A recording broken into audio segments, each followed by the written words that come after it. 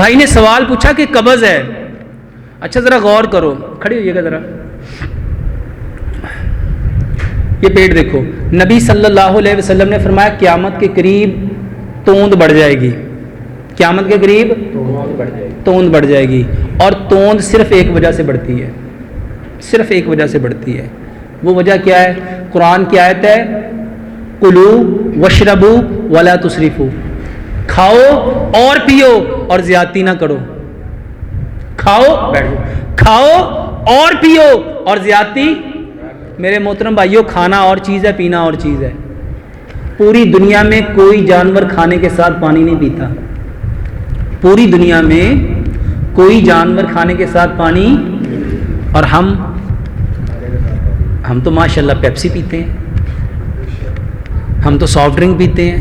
کہتے کوک کا مزہ کھانے کے ساتھ, جس نے ڈیو نہ کیا وہ کیا جیا. کھانے کا مزہ سپرائٹ, کھانے کا مزہ 7 اپ.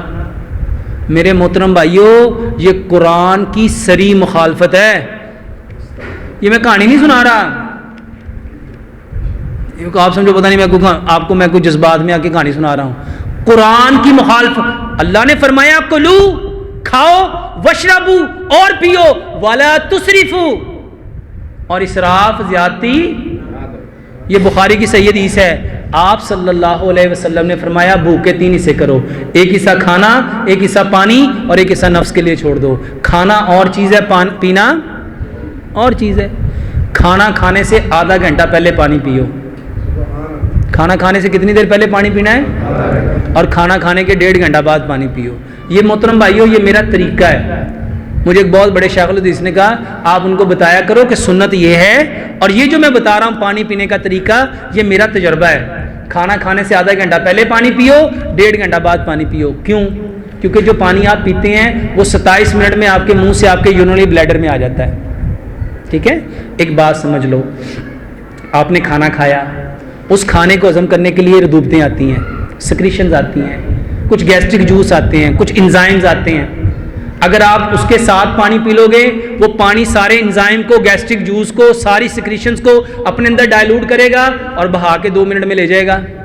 کیونکہ پانی آپ کے معدے میں میکسیمم 2 منٹ رہتا ہے. کتنی دیر رہتا ہے؟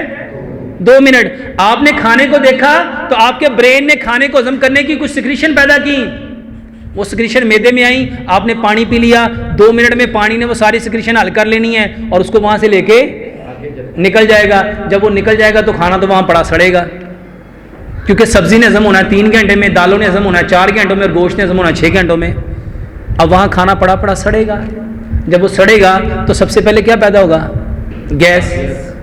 جب گیس پیدا ہوگی تو میرے محترم بھائیوں وہاں پہ تیزابیت آ جائے گی. جب گیس اور تیزابیت ہوگی کھانا ہضم ہی نہیں ہوگا, اور جب کھانا ہضم ہی نہیں ہوگا تو میرے محترم بھائیوں وہ قبض کرے گا. تو ہوا گیس ہی ہے, گیس ہی ہے بھائی جان. پانی چھوڑ دو اور ایک لقمے کو اتنا چباؤ, اتنا چباؤ, اتنا چباؤ, اتنا چباؤ جتنے آپ کے دانت ہیں. کتنے دانت ہیں؟ کتنے دانت ہیں؟ اچھا, جو 32 بار یا 28 بار یا 30 بار کھانے کو چبائے گا وہ کھانا کیا بن جائے گا؟ کیا بن جائے گا؟ اچھا, کوئی قبض رہے گی؟ اچھا, اس کا کھانا, اس کو ہضم کرنے کے لیے کوئی دوائی کھانی پڑے گی؟ کوئی پھکی, کوئی چورن؟ اچھا, اس کو 7 اپ پینی پڑے گی؟ میرے محترم بھائیوں, ایک بار میرے کہنے پہ کھانے کو 32 بار چبا کے دیکھو, اللہ کی قسم زندگی میں سکون نہ آ جائے تو پھر کہنا.